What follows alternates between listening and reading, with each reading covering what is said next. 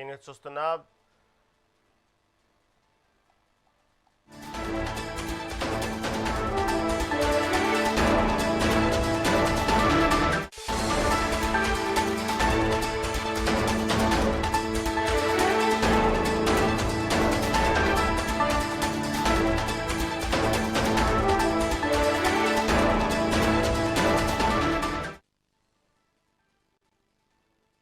తిరుమల పవిత్రతను, భక్తుల భద్రతను కాపాడే లక్ష్యంతో తిరుపతి జిల్లా పోలీస్ శాఖ, టీటీడీ విజిలెన్స్, ఆరోగ్య విభాగం సంయుక్తంగా ప్రత్యేక డ్రైవ్ను నిర్వహించాయి. అనేక ప్రాంతాల్లో భక్తులను వేధిస్తూ దారిని అడ్డుకుంటున్న యాచకులు, అనుమానితులను కొండపై నుంచి తరలించారు. గత 3 నెలల్లో 275 మందిని తరలించారు. హోటళ్లు, దుకాణాల కార్మికులు భక్తుల కోసం కేటాయించిన షెడ్లు, హాల్స్లో అక్రమంగా నివాసం ఉండటం వల్ల వసతి సమస్యలు, ఘర్షణలు పెరుగుతున్న నేపథ్యంలో వారిని తొలగించారు. తిరుమలలోని వ్యాపార యాజమానులు తమ కార్మికులను తప్పనిసరిగా వసతి కల్పించాలని, పని పూర్తయ్యాక వారిని తిరుపతిలోని ఉంచాలని ఆదేశించారు. ఈ ఆదేశాలను ఉల్లంఘించిన వారిపై కఠిన చర్యలు తీసుకుంటామని పోలీసులు హెచ్చరించారు. భక్తుల రద్దీని, భద్రతను దృష్టిలో ఉంచుకొని ఇలాంటి ప్రత్యేక డ్రైవ్లను తరచుగా కొనసాగిస్తామని అధికారులు తెలిపారు. ఈ చర్యల పట్ల భక్తులు హర్షం వ్యక్తం చేస్తున్నారు.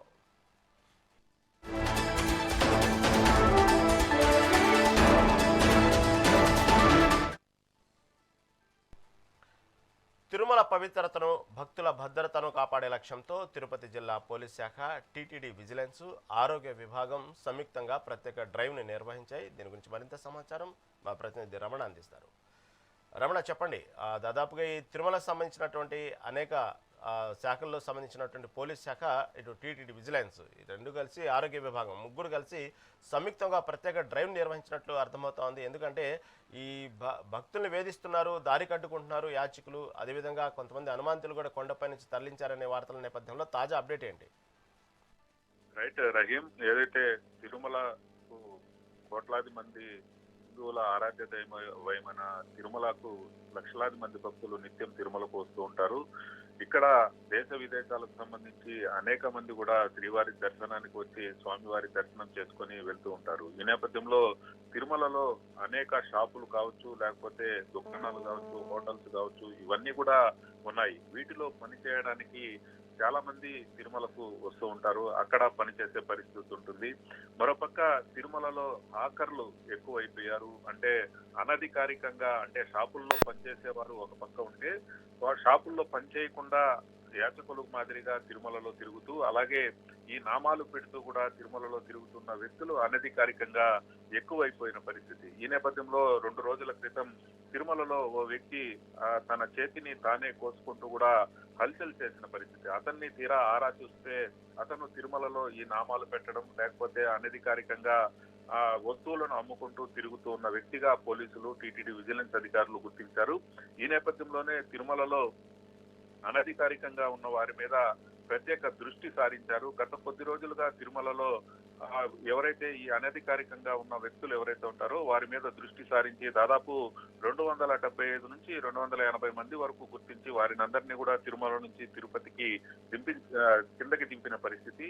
తాజాగా నిన్న జరిగిన ప్రత్యేక డ్రైవ్ లో దాదాపు 50 మంది వరకు కూడా అనధికారికంగా ఉన్న హాకర్లను కావచ్చు, లేకపోతే అక్కడ పనిచేస్తున్న అనధికారికంగా షాపులలో పనిచేస్తున్న సిబ్బందిని కావచ్చు, వీరందరినీ కూడా పోలీసులు, అలాగే టీటీడీ విజిలెన్స్ అధికారులు, అలాగే ఆరోగ్య శాఖ, తిరుమలకు సంబంధించిన టీటీడీ ఆరోగ్య శాఖ సిబ్బంది ప్రత్యేక డ్రైవ్ నిర్వహించి వారందరినీ కూడా కిందకి దింపిన పరిస్థితి. ఇది తరచూ కూడా నిర్వహిస్తామని కూడా ఇప్పటికే అధికారులు తెలిపిన పరిస్థితి. ఎందుకంటే లక్షలాది మంది భక్తులు తిరుమలకు వస్తున్న నేపథ్యంలో వారిని దారికి అడ్డగించి వారికి నామాలు పెట్టడం, వారి దగ్గర డబ్బులు వసూలు చేయడం, లేకపోతే 2-3 కలిసి ఒకరికే నామాలు పెట్టే సందర్భంలో, లేకపోతే వారికి వస్తువులు అమ్మే సందర్భంలో వారి మధ్య వివాదాలు రావడం, ఈ వివాదాల కారణంగా అక్కడ పరిసర ప్రాంతాలంతా కూడా అలజడి సృష్టించడం, ఇలాంటివన్నీ కూడా పోలీసులు, విజిలెన్స్ అధికారులు గుర్తించారు.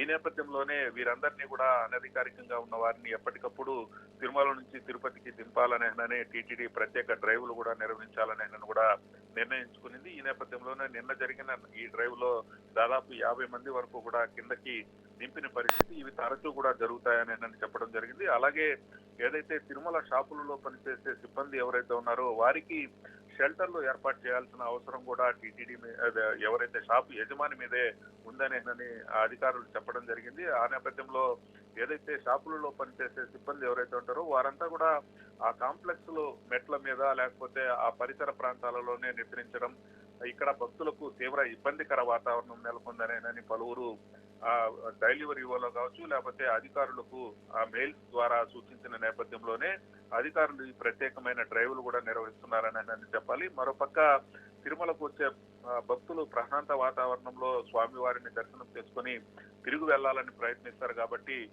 ఈ విధమైన అలజడులు తిరుమలలో జరగకుండా ఉండడానికి ప్రత్యేకంగా పోలీసులు దృష్టి సారించారు. ఎస్పీ సుబ్బరాయుడు ఆదేశాలతో ఇప్పటికే పోలీసులు కావచ్చు, అటు టీటీడీ విజిలెన్స్ కు సంబంధించిన అధికారుల ఉన్నతాధికారుల ఆదేశాలతో కూడా తిరుమలలో ఎప్పటికప్పుడు ఇలాంటి డ్రైవ్లు నిర్వహిస్తూ అనధికారికంగా ఎవరైతే కనబడితే వారినందరినీ కూడా తిరుపతికి దించే విధంగా ప్రణాళికలు అయితే రూపొందించారు. తాజాగా దాదాపు 280 మందికి పైగా కూడా ఈ గత కొద్ది కాలంగా వీరందరినీ కూడా తిరుపతికి దించిన పరిస్థితి. రాబో రోజుల్లో ఇలాంటి డ్రైవ్లు ఖచ్చితంగా నిర్వహిస్తాం.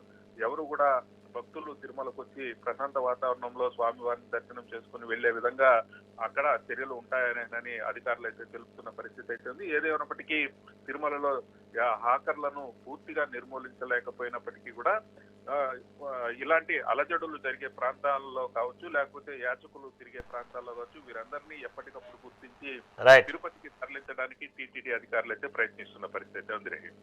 Right right right right thank you for update.